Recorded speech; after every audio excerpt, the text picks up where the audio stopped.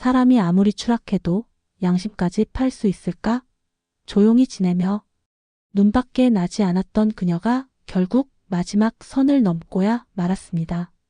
그날 독수리 술도가에 들이닥친 충격적인 소식은 한 가정의 평화를 뒤흔들었고 한 남자의 분노를 불러일으켰습니다.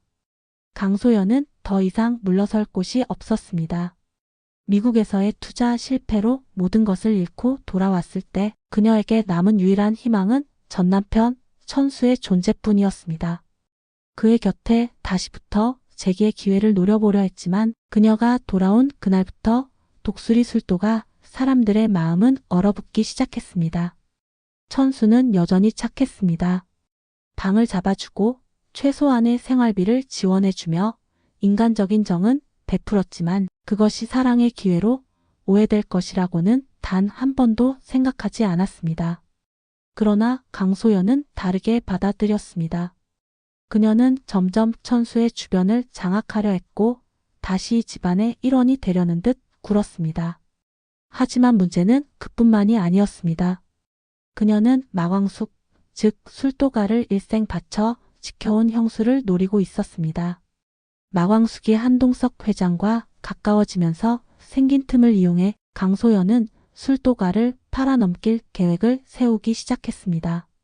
그리고 이를 위해 위조된 위임장을 준비했고 부동산 계약 직전까지 나아갔습니다.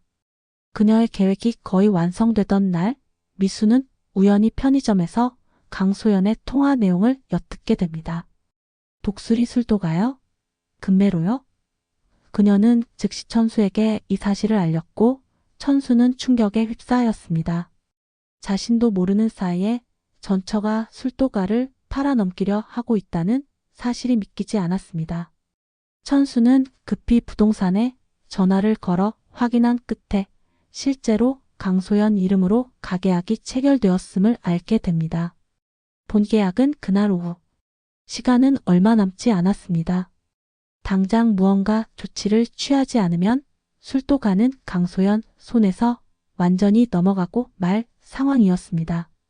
천수는 더 이상 혼자서 해결할 수 없다고 판단했고 결국 한동석에게 전화를 걸었습니다.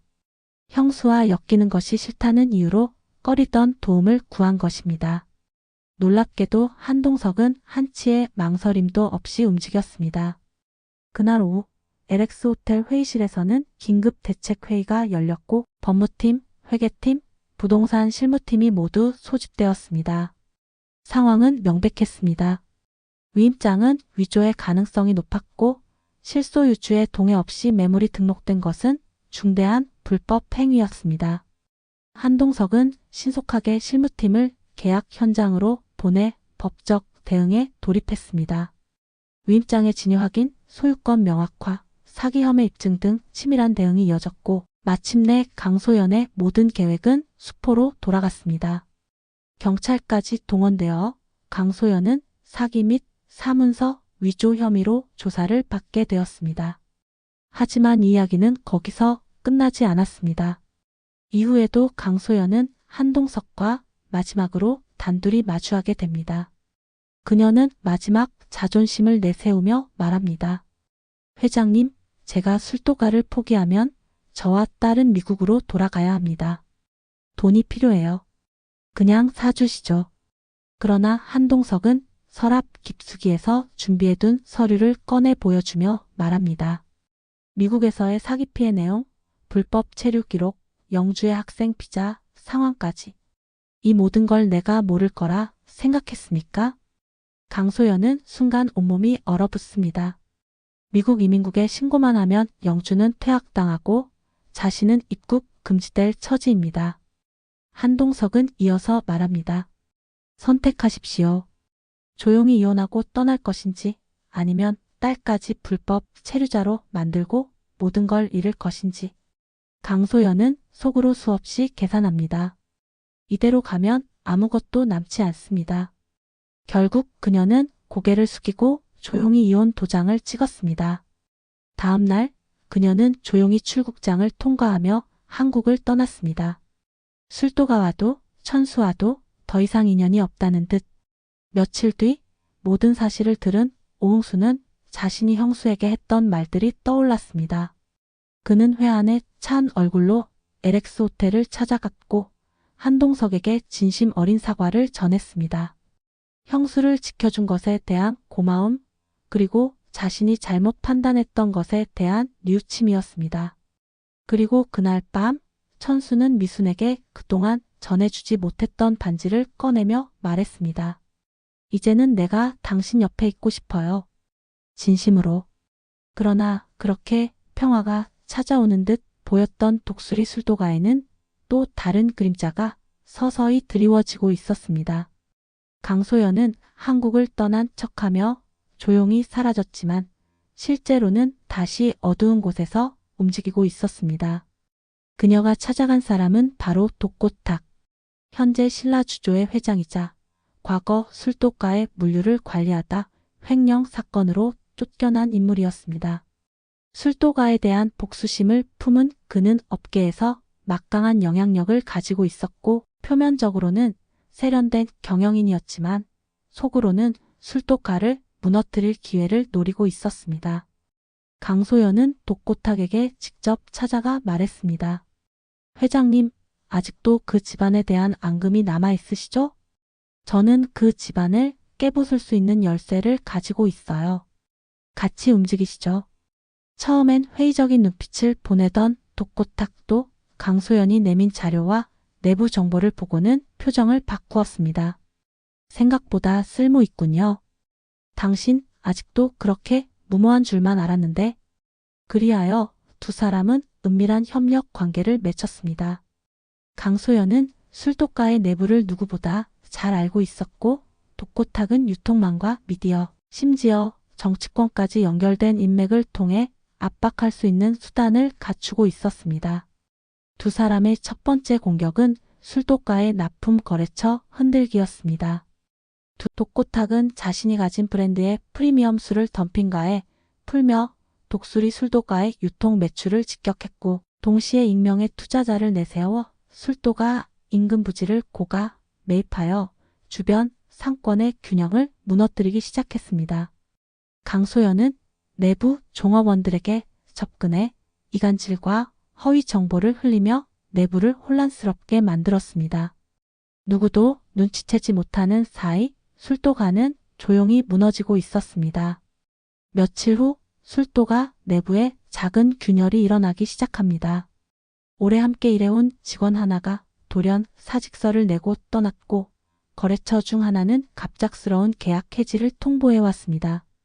마광숙은 무언가 이상하다는 감을 잡지만 명확한 증거가 없기에 누구에게도 쉽게 말하지 못합니다. 그 시각 독고탁은 또 다른 수를 꺼내듭니다. 언론의 익명의 제보자로 술도가에 관한 위생 불량 및 탈세 의혹을 흘리며 기사화를 시도한 것입니다. 기사 초안이 일부 기자들 사이에서 돌기 시작했고 실제로 인터넷 커뮤니티에 독수리 술도가 알고 보니 허술한 운영 실태라는 제목의 글이 퍼지기 시작합니다. 물론 허위 정보지만 여론의 불씨는 빠르게 번졌습니다. 천수는 인터넷 글을 발견하고 즉시 광숙에게 알립니다. 광숙은 조용히 글을 읽어 내려가며 이 모든 흐름이 단순한 우연이 아님을 직감합니다. 그녀는 한동석을 찾아가 말합니다. 회장님, 이건 그냥 지나갈 일이 아닙니다. 누군가 의도적으로 술도가를 무너뜨리려는 움직임이 있어요. 그 시작은 강소연일 가능성이 큽니다. 한동석은 짧은 침묵 끝에 단호하게 대답합니다. 저도 그렇게 생각하고 있었습니다. 그리고 그 뒤에 누가 있는지도 이제 알 것 같습니다. 신라주조 독고탁 회장. 과거의 일이 지금 돌아오고 있군요. 두 사람은 즉시 대응 전략을 마련합니다. 한동석은 자신의 인맥을 동원해 언론사와 접촉해 보도 중지를 요청하고 법무팀에는 허위사실 유포 및 명예훼손 소송 준비를 지시합니다. 마광숙은 내부 직원들과 회의를 열고 최근 나타난 의심스러운 움직임들을 공유하며 내부 결속을 다지려 합니다. 그러나 이 모든 상황을 조용히 지켜보고 있던 인물이 있었으니 바로 오범수였습니다. 그는 최근의 사태를 보며 마음속에 묘한 불안을 느낍니다. 자신이 과거에 던진 말들, 그리고 강소연이 품고 있던 집요한 집착을 떠올리며 스스로에게 묻습니다. 내가 뭔가 막을 수 있었던 걸까? 그땐 왜 그렇게 쉽게 등을 돌렸을까? 그리고 그날 밤 오범수는 혼자 술도가 앞마당에 서 있습니다. 그는 조용히 한숨을 내쉬며 말합니다. 형님, 저 이제라도 뭔가 해보겠습니다. 이 집안 더 이상 무너지게 둘 순 없습니다. 과연 오범수가 이 위기를 막을 또 하나의 열쇠가 되어줄 수 있을까? 강소연과 독고탁의 공격은 더욱 거세지고 술독가의 위기는 이제 시작에 불과합니다. 다음 이야기는 진짜 전쟁의 서막이 될 것입니다. 지금까지 개인적인 상상으로 재구성한 이야기였으며 실제 방송과는 다를 수 있음을 알려드립니다. 오늘도 함께 해주셔서 고맙습니다.